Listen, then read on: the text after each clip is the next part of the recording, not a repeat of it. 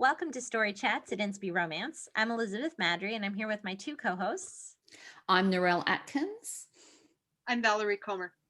Today we have Laurie Larsen joining us. An award-winning author, Laurie is living her dream life at the beach, writing novels. Laurie writes beachy, inspirational romance that takes place in the South Carolina Lowcountry. She retired from the big day job and now focuses on writing full-time. Strolls on the sand, soaking up the sun, and riding the waves can be considered the best kind of research. Thanks for joining us, Laurie. Thanks for asking me. I'm looking forward to it. So today we are talking about mature heroes and heroines. And what made you excited to join us about this topic? Well, as a reader, I love the big sweeping series where, you start out with the matriarch or the patriarch and kind of figure out how they got their start. And then you kind of delve into all the different family members, the brothers and the sons and the daughters and all that stuff. And each of them now gets their own love story and find their own happily ever after.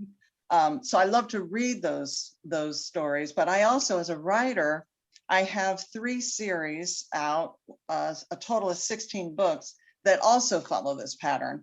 So, love is not just for young people, older people fall in love too. And for them, it's more intricate because of all their past history. Excellent. Great. Okay, so before we start talking about our favorite books with older characters, I think maybe we probably need to define what older means to us, because I suspect, I even know for a fact, like when you're 20, older means something a lot different than it does than when you're 40 or more. So when we say older characters, mature characters, what's like your lower limit, and do you have an upper limit? Narelle, what do you think? Well, I'd say probably mid to late 30s would be my lower limit. And I don't think there's an upper limit. I think of Innamorata, I'm going to say this wrong, Autumn Macarthur's book In a Tuscan Legacy. Mm-hmm. And that's Nonna's story. It's book 10 in the series. And it came into existence because readers said, we want to see Nonna have her happily ever after. And the readers are like, yeah, she deserves that, like her grandchildren have. So I don't think there's an upper age. I think you could write people in their 90s if you really wanted to. And my dad's cousin he was widowed after being married for many years, and he remarried in his 80s. So this happens in real life, and I think seniors deserve to have their happily ever afters just as much as people in their 20s and early 30s do, which is what we typically see in romance. How old is Nonna in that series? 80s, I think, by memory. Is that right, Elizabeth? I think that's right. I had her. You're skipping ahead and stealing things off my list. I'm just saying. But oh no, you can talk more later. I just mentioned that as an upper limit. Yeah, I said she's late 70s, early 80s is what I recalled as well. But it's been a while since I read that one. Valerie, what about you? Do you have a lower limit and an upper and or? I would say 40 something probably would be my lower limit on that. I think what really matters more than their actual age is their stage in life. In that a lot of romances tend to focus on people who are just getting rolling in their careers, figuring out they may not own a home because they haven't been in their job long enough, that kind of thing. Whereas when you're talking about the mature hero and heroine, they're more established in life, in their career. They've spent some time doing what they're doing, and it's just very different from a 20-something or even an early 30-something, in my opinion, who are still trying to find their place in life. So if you then had someone who just had it together as soon as they got out of college at 22, and they don't. I did. I did. I got married right out of college at 21. I knew what I was doing. I had a job. I got one, making a good living. My husband did too, because he was very together. So would we have been older, mature characters at 28 when we had this established life for 8 years? No, I'm sorry. It's not either or, it's both. Okay, well, because that's not how I heard what you said, because you said it was either age or a stage in life. I think that the age, So it's age plus stage in life. yeah. I mean, you could have somebody who's 40 something who is completely not together, who's a wreck. And I can think of some books that made me think that the 40 something person was acting 25 or younger. Sure. And so they didn't seem mature to me, right? Okay. But yeah, usually when I think of an older hero or heroine, it's somebody who's a little bit older and is more comfortable with their stage. Okay. All right, Laurie, what about you? What are your thoughts?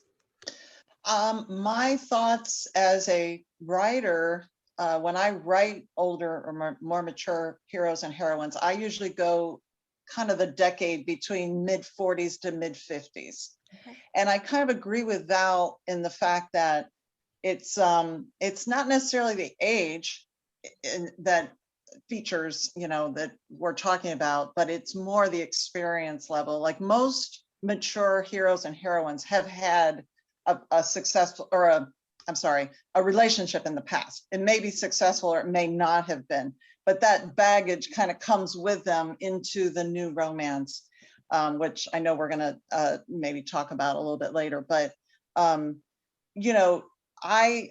like stories about people, I guess, in my age group, which is in that group, that mid 40s to mid 50s. Well, okay, I'm in the upper 50s, but there's just so much there that they bring to the table that a younger person hasn't experienced in life yet. And I just wanted to throw in a funny story about, so I was doing a story, it's called Sanctuary. It was book 1 of my Merle's Inlet Miracles series. And I told my cover artist, okay, I need a little bit of an older couple on the cover. They're probably in their mid 40s. The woman has shorter hair and the man, has a little bit of a beard, blah, blah, blah. But, mid to late 40s. He comes back. Now, this is an artist I've worked with for like 15 or 16 covers. He came back with an older, mature couple that had, white and gray hair. The woman looked like she had dentures. I mean, it was like someone in their mid 70s. And I said to him, how old do you think mid 40s to late 40s is? I mean, this is way too old looking. So I guess I would rather have a well-preserved looking woman and man on the couple and call them mature than someone who looks older than they are. That's funny. So it's interesting because like I guess to me, and I feel like in reader circles, when I see it, when they talk about mature heroes and heroines, they're using mature interchangeably for older, not necessarily talking about stage of life or anything else. They really are just trying to be nice and not say old, is I think how it comes across, to me at least. And it's super funny because you guys are talking about mid 40s and I'm like, I'm 48. I don't consider myself mature in terms of old, right? To me, I feel like 55 is kind of my minimum. Anything up to 55 really is fair game. I will say probably from like 47 to 55 is this nebulous middle mushy ground where maybe they just need to not get a story until they either need to get one beforehand or they need to wait. But Elizabeth, that's the question I would give you is, if you were the star of your own romance novel right here in this life you have, okay? It's not necessarily you're older or you're more mature. It's just the fact that if you were to fall in love again, what would you bring into that romance that you have because of your experience and your place in life and the past relationships you've had? You have children and you have, all that. You have probably in-laws and all that. Would that be, that to me, not necessarily your age, but the experiences, what you bring into that romance that a younger person wouldn't apply to them, See, I guess, I mean, I absolutely hear what you're saying. And I agree to a point until I think of like younger single mom stories. Those have in-laws and children and experiences and, and probably very different from my own at my age for sure. Yeah. I don't know. It's interesting. So I really it's just an interesting thing. And that's why I wanted us to sort of define terms, because I do think people have different opinions on what mature slash older, translates to. And I think probably to some degree, the older you yourself get, maybe that line bumps up some, a little bit, because I don't think No. we want to we don't want to put ourselves in that older range.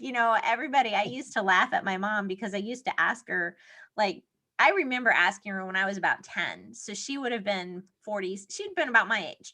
And I asked her what it was like to be old. And she's like, you don't feel any different than you did when you were 18, or, and I don't think of, I'm just me. And I don't necessarily think of myself as older and mature, and I don't know. So it's interesting because I think sometimes, younger people look at us 40-year-olds and it's like, oh my word, that's so old. And it's like, when you get here, you're going to understand it really isn't. It's just a number. And it's not Yeah. The really the reason I think younger, I'll give you, because I'll jump back in, and why I'd say 30s is potentially there. So if you have someone who's been a single parent in their late teens or early 20s, by the time they're hitting late 30s, they could potentially be a grandparent. And I think once you start hitting grandparent territory, I think that is something that would be potentially a trigger for a mature romance if you've got grandchildren. And I also think I watch occasionally when I'm working, I might be somewhere where there's like a daytime soapy on, and there's people I love that how you when I was a disclaim that. teenager when I only, it's complicated. But anyway, I never watch TV at home during the day. It's only if I'm out somewhere else. Never. And the daytime soapy stars look the same age as when I was at high school or university. Like they look young. They look younger than they did when years ago. And I think people spend a lot of money to look as young as possible. And I think there's such a blur between looking at someone's outward appearance and actually how old they are. I think that is something that's blurring over time as well, which I think complicates it even further. Well, and I think you also get into why I trend higher, honestly, is because I know, at least in the States, there's definitely a trending towards delaying serious relationships, marriage. That, like when I got married at 21, it was already starting to be weird that we were getting out of college and getting married right away. It was unusual. Not super, super unusual. There were still plenty of our friends who were in that same situation, but kids today who are 21 today and just graduating from college, they're not interested in getting married. They don't want that at all right now. And so 27, 28, 29, that's when they start thinking, now that I'm established and she's established or he's established, then now we can start thinking about having a real relationship, getting married, having kids. So if you're not getting married till 30, then 35 isn't exactly old and mature necessarily. I don't know. It's interesting. And I don't know if that's a universal That's shift. absolutely legit here too. I also, 21, and felt completely mature, and I've been married for 41 years. So obviously we did something right. So go ahead, do the math. It's fine. I don't care. But yeah, now I look at kids who are 21 and they're not old enough to get married. I mean, they're just children. And yet are they, it is interesting because culture has tended to trend us older for that stage in life. It is a little push-pull writing Christian romance specifically, though, because culturally, while they're not getting married at 21 today, people are living together and they're doing all but getting married, having families even.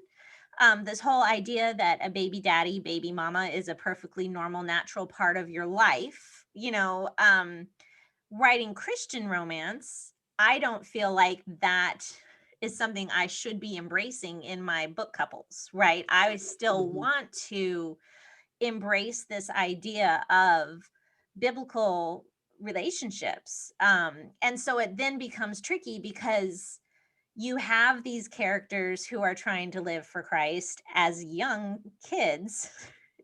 And yet at the same time, culturally, you almost have to age them up anyway, because you write a whole bunch of series of 21-year-olds who fall in love and get married right out of college, and nobody's going to think your books are realistic at all. Or even younger though- than that. Yeah. Not even out of college. Yeah. Yeah. So it's tricky. Would you And, consider, would you consider mature romance, mature character romances, kind of goes hand in hand with second chance at love? Are they somehow synonyms almost? Often, I I mean- think. Yeah. Yeah. I think because, again, like the one that I just had come out in May, he never married. He was 55 and he had never married. But I couldn't realistically say that he had never slept with someone, because I don't think in today's, now I think that there are real people who do manage that for sure, but I don't think in a book that you can necessarily have too many people who do that, or your readers again are going to be like, that's totally unrealistic. It does Mm. happen though. I know several women who 40 or even 50 something who have never actually had a real relationship. So it's it happens. It Yeah. may not be super often, but as we have discussed occasionally on the show, it doesn't matter so much how plausible something is, but could it actually happen? Is Yeah. it, you know, even if it's a teensy tiny little Yeah. chance it could happen, Well, then and- it's okay to do it in a story, but you might not want to have, like, you know, that be your trademark, all Right. 30 of your books be Yeah. kind And of- I know that specific situation, Yeah. people who have never had a relationship or never really even desired one necessarily, or desired but just never, it just hasn't worked out, has been Mhm. something that a number of people in our Inspi Romance Facebook group, the Christian Romance Reader Gathering, have specifically requested. Jenny Blake is one who's like, you know, I would love to see this. yeah. And I think it would be interesting, and I would love to do that if I can get an idea that works. Yeah, for sure. And Yeah. and I Because think the it's the- celibacy thing's more likely to be women than men as well. I think it would be more Yeah. plausible. I could definitely run with a woman who had been celibate. I think I'd find it much harder for a man. which is And a particularly sad with your thing. billionaire Elizabeth, like if you had have tried to make him into a celibate saint, I would have laughed, Yeah. because he's a billionaire. He's going to have women throwing themselves at him because he's a billionaire. So that just would not work. Which doesn't mean he couldn't be. But yeah, it is tricky, but that's a sad commentary really It is. on today's lifestyle, is that we can believe that a woman would not have sex, where we can't believe that of a man. Yeah. Oh man, that makes me cringe inside. I hear your words, I understand them, Yeah. but it makes me sad. No, well, and if you did have a man, it would be, he would not be wantable. He would be that caricature, the 40-year-old virgin movie. Yeah. He would be some Awkward. awkward, useless, like the reason he hasn't is because no one will. Or And because that's- he's gay. Yeah. I mean, that's what people think. That's what women will think. horrifying Yeah. that Yeah. is the stereotype, because then Yeah. these men in our world, you know, they feel like they must, otherwise they get lumped into this other category. And we've probably drifted off topic, so we should pull back in. People are looking at like, I thought this was a book podcast. Wait, how do we get into Christian living in today's world? But I mean, that's sort of the joy of Christian romance, I think, is that we can sort of get there. So favorite things about books with older characters, Laurie? I think the most favorite thing for me is there's just so much material there. You know, there's so many possibilities, people's past history, mistakes that they've made that they now have to overcome and address in this new relationship, regrets, hopes for the future, all the conflicts between a man's past and a woman's past, and how, you know, there's just so many possibilities for rich storytelling. You know, there might be children thrown into the picture, adult children, or maybe there's a lack of children by choice, and now they're going to partner with someone who has children, and maybe they're going to have to welcome them and get used to that when, you know, they had already made that decision in the past. Yeah. Competition with a spouse that is in the past, whether alive or dead, you know. It's hard enough to adjust to someone new in your life when you are in your mid-20s, but when you're 60 and you have someone to compare him or her to, you know, it would be so hard not to say, well, you don't act the way she did, or you didn't react the way he did. And, you know, then the character would say, well, yeah, no, I'm not that person, you know. Just all those things, I think, really makes it a fun genre to write in and to read in. Yeah. Narelle? I don't really have a lot to add to what Laurie said, because I agree with what she's saying. Probably it's just a different relation dynamic. And when I think of mature characters, they're probably past childbearing age or having children together, biologically, naturally. It's just not something that's on their radar. So, and they're potentially looking to retirement as well, which I can relate to. I wish I was closer, but I'm not. Yeah, so I think it's that that sort of middle stage in life, heading towards retirement, or possibly having reached retirement and then looking to what's the next step. And I think it's so much about perspective. If I was a teenager reading romance, if a man was over 30, then he would have been considered mature and old, probably, in my eyes, as a reader. So I think if we have younger readers, they're going to be looking at a younger age as being mature as well. And potentially a senior who's reading would look at a 30-something-year-old and say, oh, they're definitely not mature. They're babies. Yeah. Yep. Valerie? What was the question? What's your favorite thing about books with older characters? I really enjoy kids in stories. And so the single mom, single dad thing is often got babies and toddlers and maybe young school age kids, but a mature relationship one is likely to have teenagers or kids who've already left home, and like Narelle said, possibly even be grandparents of maybe those cute little babies. So it's just the older kid variation is, I think, a lot of fun, because teenagers, there's really nothing quite like them. Cool. I agree with all of that. The only thing I'd add is that I do enjoy it, the older characters that I've written and the ones that I read. I don't love like super high angst.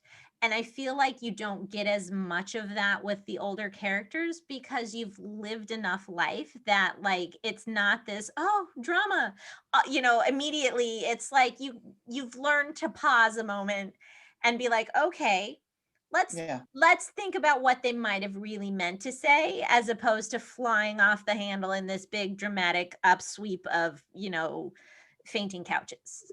So Love Been there, done that. Yeah. I know how to deal with this now. Yeah, it's I think of Danny Glover in Lethal Weapon, where he's too old for this, and it's just like, yes, I am sometimes just too old for this. So all right, so with that, let's go ahead and segue into, and we'll take turns, we'll do one at a time and go round in circles, our favorite CCR books with older, however you've defined that, heroes and heroines. Laurie, you want to go first? Yeah, I wonder how many of us have this series on our list. There's a series called the Chapel Cove romance series. Yep. It's an Inspy romance series written by a number of authors. And the premise is, welcome to Chapel Cove, Oregon, where life begins at 40. Yeah. And where the series ties all the story, I think there's 11 or 12 stories total, but where the series ties it in is 3 best friends are facing their 40th birthday, and none of their lives have turned out the way they dreamed they would as 13-year-old best friends. And so they go back home to regroup, and the stories all show how they have a second chance at love, and having learned from the mistakes that they made in their youth. So The first one that I read out of that series was called Adore Me by Autumn Macarthur. And so our heroine is Paula. She's a 60-something widow, so she's in her 60s. She had a wonderful long-term marriage. You know, she had a nice life, very busy. She was perfect, or I'm sorry, she had a great marriage and life, but currently her life is fine and it's busy. And she's owns her own restaurant. She's perfectly happy running it. She kind of thinks back on her life like, okay, that was what I did then with my husband and my family, and now I'm perfectly happy, thank you. And she does a lot of satisfying volunteer work. She's kind of the rock of her community. And she's very busy with her granddaughter, who is her daughter's daughter, who is sick and often needs her help. So that's our heroine. Our hero is named Richard. He's 70-something. He was a doctor. I believe he's retired now. And he had a disastrous first marriage. He's now gun shy to love. He made a lot of mistakes in his life, mostly in the relationships of all types of his life, including with his son. He and his son are not speaking, very volatile between the two of them. And I kind of read Richard as sort of a miserable, antisocial recluse, and he had no faith of his own. His faith was lagging. So here we have Paula and Richard. How do the two of these meet? Well, Paula's daughter marries Richard's estranged son, and she convinces him to make amends with his dad. So they come to a family dinner, and she invites her mom, and they just want to kind of, as newly married, with the stepdaughter, they want everyone to meet, and the romance starts brewing from there. So there's a lot of themes in there about like unconditional love and letting God lead you through the challenges of life and forgiving others and helping each other become better people. So it's very, very good. I really enjoyed the book. Cool. All right, Narelle, what do you got? Well, I'm writing a Chapel Cove book at the moment, but I'm hitting the lower rather than upper end of the age range with that. So I absolutely second what Laurie said about the Chapel Cove series. And Autumn Macarthur in general, I haven't picked one of her books today, but if I was looking for mature characters, that would definitely be an author I would look up. But the one I'm going to talk about first is Laurie's book, Roadtrip to Redemption. And I really enjoyed this book, and I read this book very quickly. And I just loved being in Leslie's head. She was just such a fun, happy, some really tragic things that happened to her. Her husband had cheated on her and basically divorced her. And she was a hardworking school teacher, and her daughter's gone to Paris for a fashion internship. And she's got this summer where the house has to be sold that she's lived in for years in Pittsburgh. And she's really at a loose end. And so she jumps in the car and goes on a road trip and meets some interesting people along the way and lands at Paulie's Island, which is where the series kicks off from. And I really enjoyed that story. And I love the fact that I love the beach element of that as well. And so if you listen to our beach episode, you'll hear me talk about this book as well. And I loved how Hank was a granddad, and he had this adorable granddaughter. And I think that's something that's just really sweet to see those relationships. And also his adult daughter was owned the inn where Leslie was staying. And so seeing that relationship develop was really interesting as well. And I just really had lots of fun reading those books. Thank you so much, Narelle. That's so nice to hear. Valerie? I recently read Liwen Ho's Retying the Knot. She's going to be doing a series, I guess, on more on the older end, so the 40-something. Peter and Piper. This is a former marriage of convenience story. You find out that they had been best friends and study partners in college, and he's from a Chinese family, and he needed to get married to inherit. And she said, well, I'll do it. And so they got married and accidentally had a wedding night that they weren't going to have. And she got pregnant.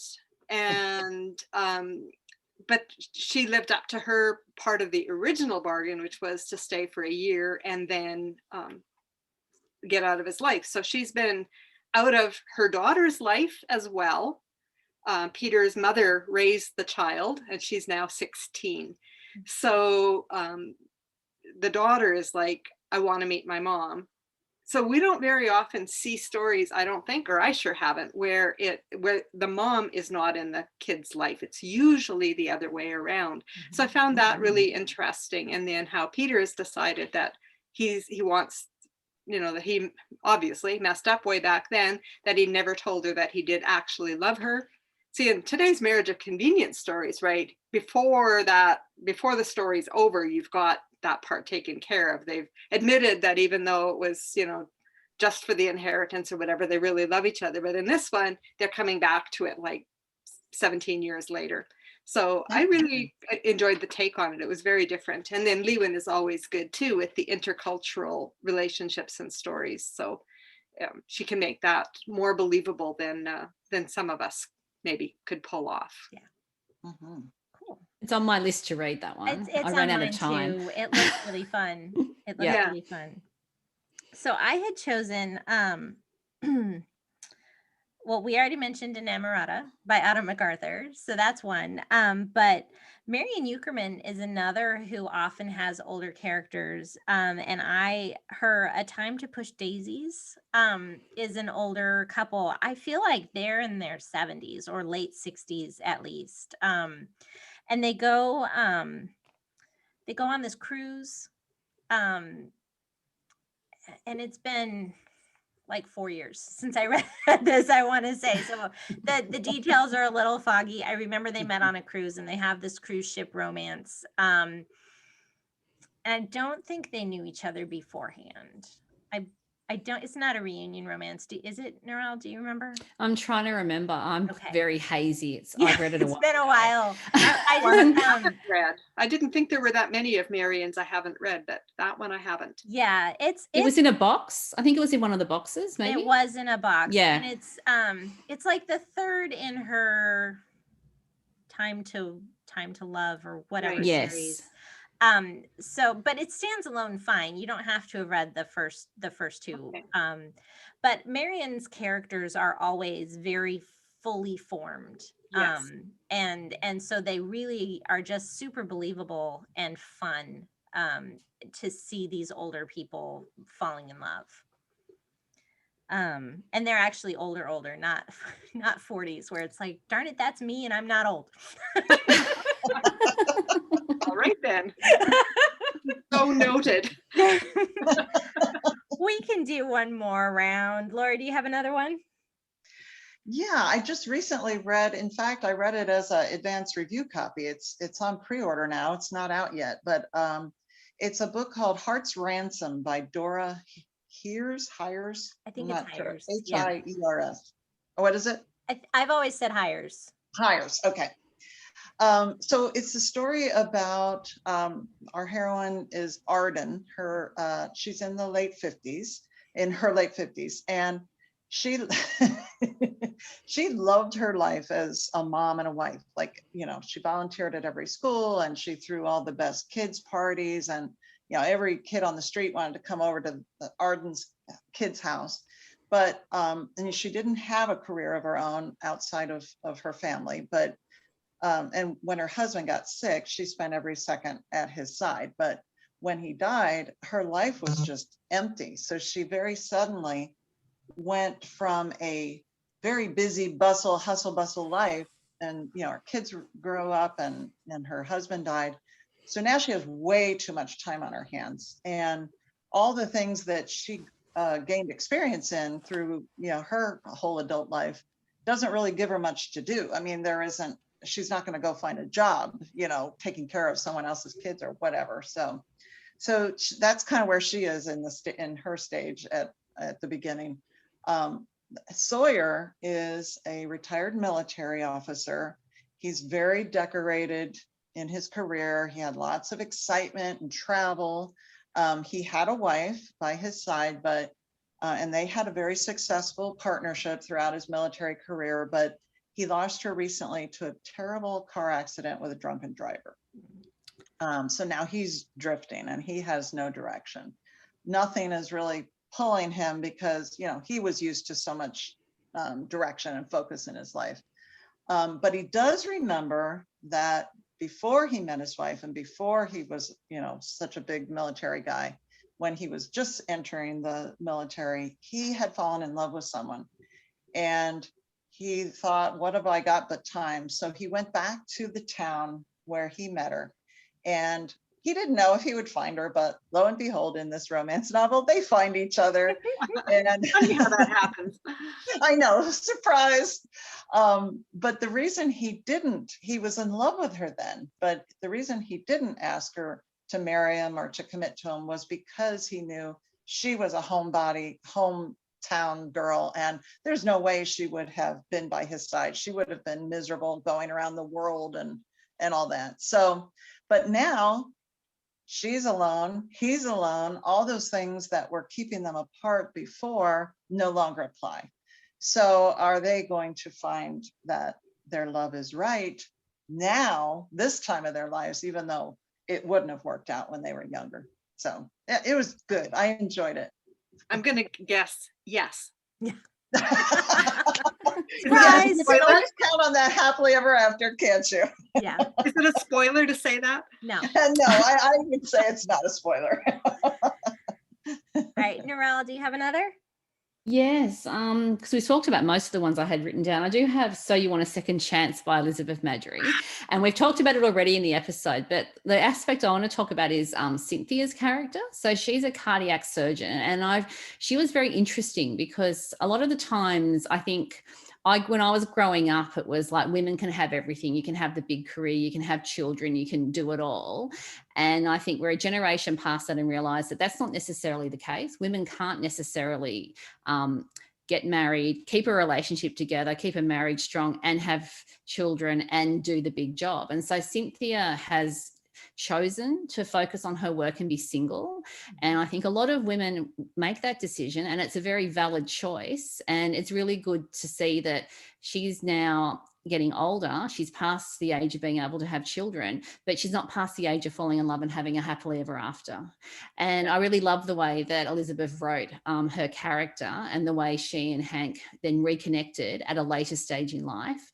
And I read that book and I thought, you know, had they got together when they were at college, they probably would have ended up getting divorced because of the way that their heads were at the time. And so there was a lot of wisdom when they were younger, I think, in knowing themselves well enough to know that a relationship wasn't going to be their top priority because there were other things that were driving them. And I loved how they came back together and got their second chance.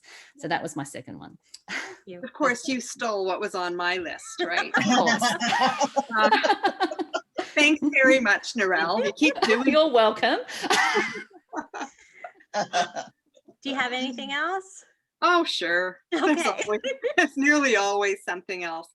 I just finished reading Juliette Duncan's book, Slow Road to Love. And Frank is a Australian cattleman, not a rancher, because they don't have ranches in Australia, I hear from Narelle. Yes. So he owns a cattle station. Yes. And he is a cattleman. And Maggie is a journalist. And so his wife has passed away a few years ago, and she's recently divorced. And so they find each other through her work as a journalist. And they are, I think he's 60 something and she's 50 something, but there's a lot of interesting, like there's a lot of interesting stuff about Australia cattle stations in there as well. But I did enjoy also the slower pace of the romance in that they didn't have a lot of time to spend together at any given time because of the vast distances separating them. A 12-hour car ride is not something you do every second night for a date. So yeah, that was an interesting one for me. And the distance is, I mean, that's very Australian to have such big distances. And if you're interested in reading Australian, if you're looking at general market romance, sweet romance, Margaret Way is an author that wrote many years ago for Harlequin, for Mills and Boon, and has a lot of books that are set on cattle stations and have that outback setting if you're looking for that. Good to know. All right. So I would say my last one, I have more than this, but I'm going to choose Cadence of Cranberries by Valerie Comer. And figured she might have it handy. It's funny because it's similar to what you were talking about, Laurie. The two children are engaged, and so they want their parents to meet. So they're not going from a matchmaking standpoint or anything at all either, but they're planning the wedding, and so involving their parents in them. But he has already met Winnie because she frequents his coffee truck. So he owns a food truck that he runs. And it's funny when I think of our conversation at the start of the episode with maturity, not necessarily translating to age, but knowing who you are and where you are. I've forgotten his name, but he does not Charlie. exemplify that. He is what is his name, Valerie? Charlie. Charlie is not high on the maturity scale in my mind. He's older, but he's not necessarily all together. He's still trying to figure it out, or trying to figure it out again, because of the turns that his life has taken. And so that adds an interesting little twist, I think, to it.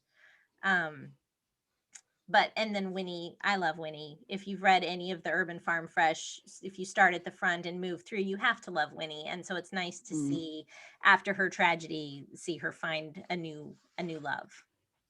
So, but we're kind of way over, so we probably have to. But it's been so fun. Yeah, It has been fun. So, Laurie, tell us and everyone listening where they can find you in your books. Yes, I'd love to. I have a website, authorlaurielarsen.com. And, Laurie Larsen sounds like a simple name, but there are several ways to spell each one. So make sure it's Laurie, Yep. and then with the Larsen is En, but the website is author Laurie Larsen. I'll link it. Okay. I'm also active on Facebook. I have an author page and a reader group. I don't do a whole lot of other social media. Between Twitter and Instagram and whatever else, I don't spend too much time there. So author website, Facebook page, and Facebook group is probably the best place to get me. Perfect. That's great. Thank you. So thank you for joining us, Laurie. And thank you everyone for listening. If you're listening, we'd love to hear from you. Chime in on this conversation. There's a lot for you to choose. What you agree with, disagree with, books we missed, books that you agree with, that you loved, books that we said we loved, that you love something else better. Let us know what those are. And you can comment on YouTube or on our Facebook page for Story Chats. Thank you for joining us on today at Story Chats. You can find information about the podcast at inspiromance.com/storychats. And if you're watching on YouTube, don't forget to subscribe and hit the notification bell so you never miss an episode. We will see you next week. And in the meantime, don't forget to fall in love with a good book. Bye, everybody. Bye. Bye-bye. Thanks for coming.